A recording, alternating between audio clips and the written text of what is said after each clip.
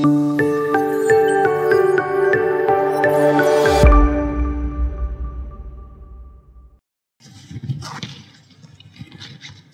warahmatullahi wabarakatuh. Selamat sore semuanya, bertemu lagi dengan channel kita tercinta, channel Lutfi NZ Channel. Untuk video kali ini atau pembahasan kali ini, kita lanjut pembahasan yang sebelumnya Bang Lutfi, terkait musuh atau yang dibenci iblis. Nah, untuk yang kali ini, sore hari ini kita ngebahas siapa-siapa saja, ya kan? Jadi ada musuh, ada sahabat tentunya. Nah, kali ini sahabat iblis itu siapa gitu loh, yang disukai iblis, yang dicintai iblis itu siapa saja. Pantengin terus, tetap yang jauh mendekat, yang dekat lebih merapat. Silakan siapkan kopinya, snack-snacknya ini buat teman-teman perempuan yang suka snack, yang pedes-pedes. Silakan. Mungkin langsung Kang Lutfi terkait sahabat atau teman sejati iblis lah, kira-kira siapa-siapa aja. Silakan Kang Lutfi. Assalamualaikum warahmatullahi wabarakatuh. Waalaikumsalam warahmatullahi wabarakatuh. Semoga teman-teman dimanapun berada dalam keadaan selalu sehat. Amin. Dan dapat menjalankan segala aktivitasnya dengan baik dan lancar. Amin ya rabbal alamin. Amin. Kang Subhi ya, yang saya hormati, beberapa waktu yang lalu kita membahas tentang siapa saja sih umat dari Nabi Muhammad yang termasuk ke dalam musuh-musuh iblis. Musuh-musuh iblis. Nah, untuk kali ini kita akan membahas tentang siapa sajakah umat dari Nabi Muhammad yang menjadi teman iblis. Teman iblis. Nah, ini menarik ya. Sangat jadi, menarik. Kemarin kita bahas musuh iblis. Musuhnya, sekarang temannya. Sekarang kita membahas teman iblis. Teman iblis. Ini satu pembahasan yang saya pikir perlu kami terangkan ya. Kami terangkan. Karena biar teman-teman juga di rumah paham dan tahu siapa yang temannya kan, atau ya, jangan-jangan kita semua naudzubillah kita jadi teman iblis. Langsung saja pada dialog yang pernah terjadi antara Rasulullah dan iblis, itu iblis secara tegas menyebutkan tentang umat dari Nabi Muhammad yang menjadi temannya. Yang pertama adalah umat dari Nabi Muhammad yang suka memakan harta anak yatim. Memakan harta anak yatim ya. Suka memakan harta anak yatim. Dalam surat An-Nisa ayat 10 di sana dijelaskan, Bismillahirrahmanirrahim. Innalladzina ya'kuluna amwalal yatama zulman.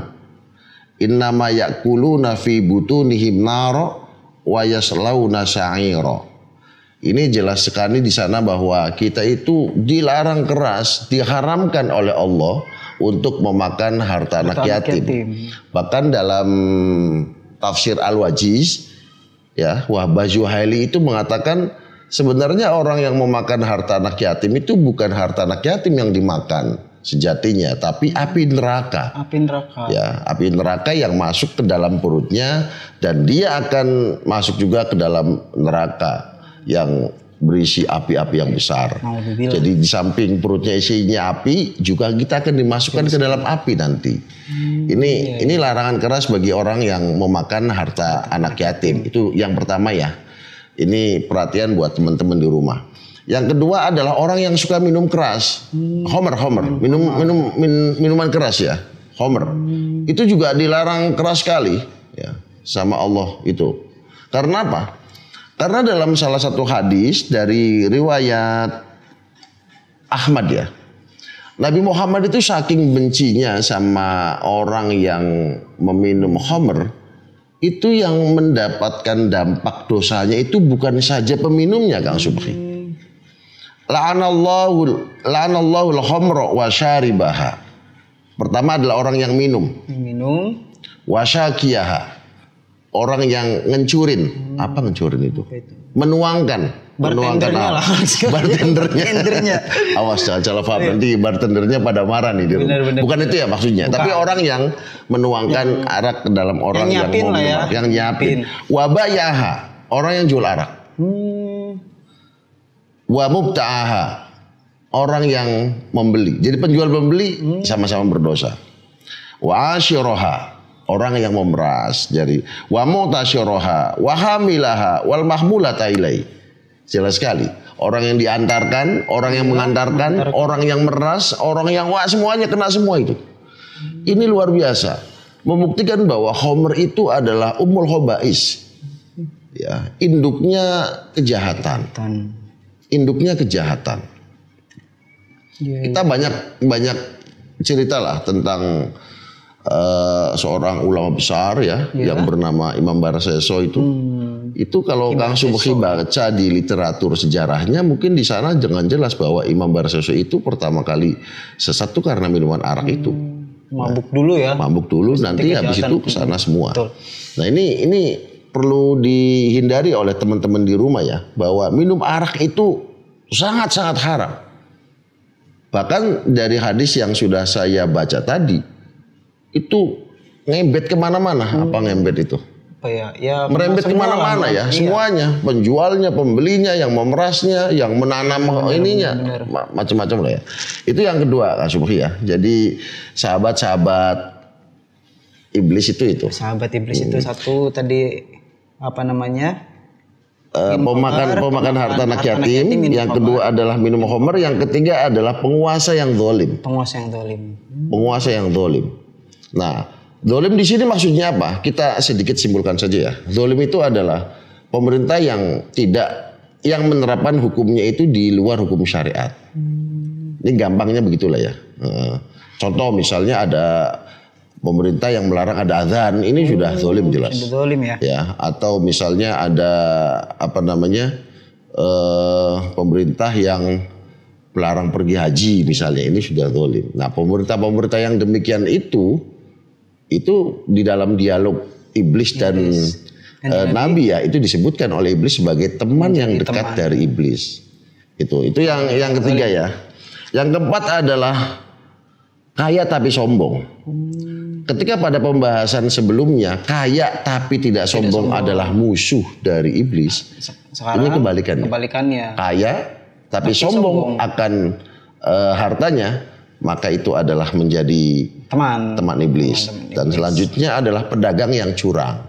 Ya, ini juga kebalikan dari yang sebelumnya ya. Betul. Ketika pada waktu episode sebelumnya saya bercerita tentang bagaimana seorang sosok Umar menikahkan Asim putranya dengan putrinya penjual susu karena dia tidak mau curang. Jujur. Nah ini di kesempatan kali ini justru kebalikan dari jujur ya. Yang curang itu akan menjadi apa namanya teman dari iblis itu.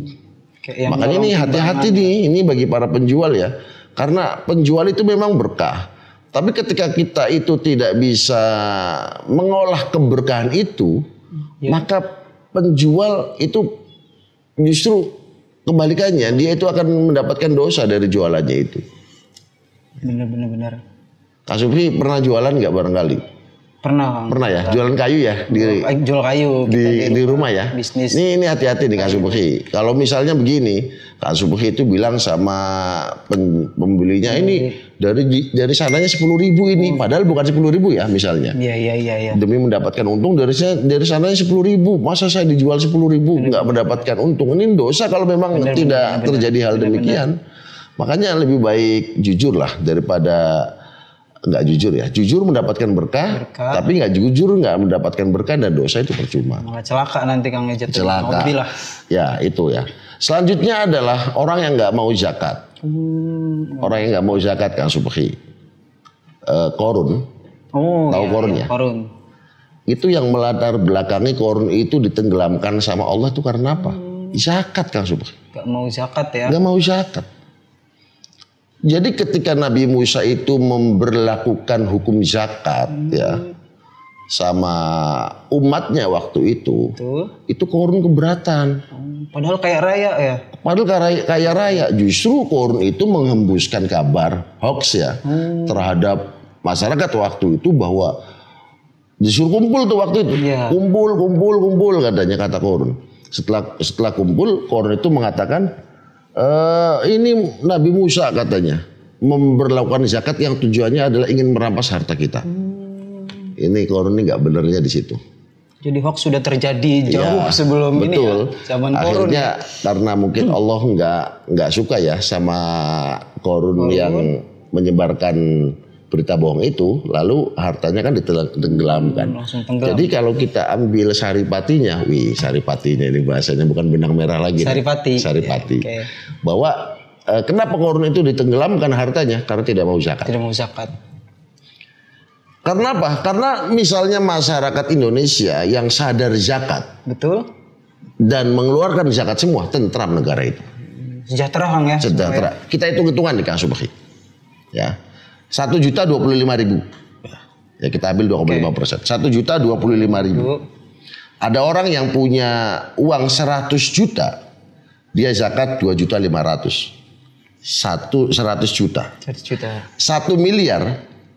Dia zakat 25 juta. 10 miliar dia zakat 250 juta. 1 triliun dia tuh zakat 25 miliar.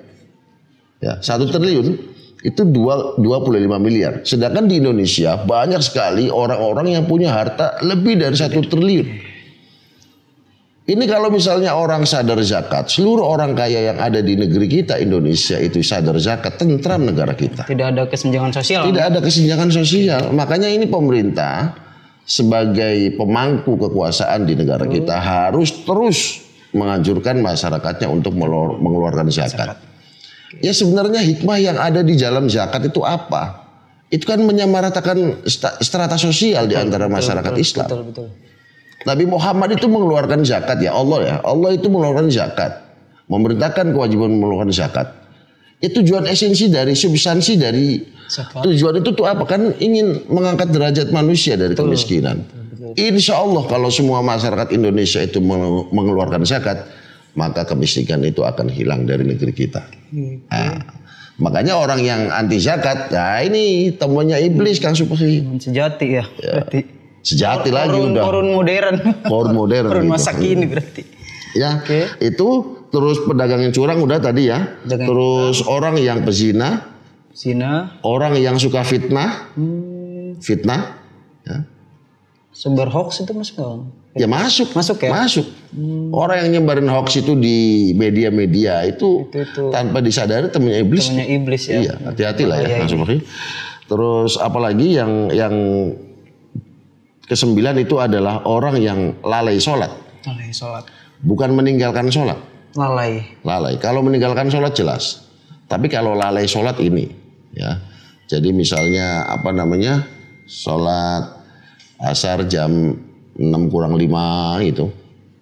Atau misalnya dia belum sholat tapi main bola dulu gitu. Gampang sholatnya kan sekalian mandi bisa. Sekalian mandi ya itu lalai sholat lah ya. Atau kalau lebih mementingkan pekerjaan yang lain dibanding sholat gitu ya. Kategori lalai Kang ya? Lalai lah. Kalau meninggalkan jelas ya. Dan yang terakhir adalah orang yang suka berhalusinasi. Ya, ini menarik nih. Ini nih. Orang yang suka berhalusinasi yang sangat jauh ya. Itu menjadi temannya iblis. Ini kadang sering terjadi ini yang bukan sering lagi, bukan sering lagi. Bahkan kita itu sering menghayal sesuatu yang impossible lah ya katakan. Justru menghayal sesuatu yang sangat impossible itu tanpa disadari, menurut iblis adalah menjadi temannya. Nah, yang real saja lah gitu. Ya.